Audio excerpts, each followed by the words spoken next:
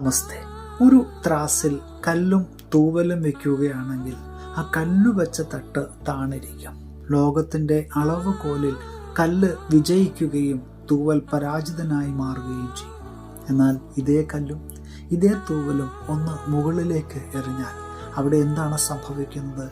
കല്ല് വേഗം നിലത്തിലേക്ക് പതിക്കുന്നതും തൂവൽ അപ്പോഴും ഉയർന്നു തന്നെ നിൽക്കുന്നതും കാണുവാൻ കഴിയും. ലോകത്തിന്റെ അളവുകോലിൽ നാം ഏതെങ്കിലുമൊക്കെ കഴിവുകളില്ല എന്ന് വിശ്വസിച്ചുകൊണ്ട് പരാജയത്തിന്റെ വക്കിൽ നിൽക്കുന്നവരാണോ?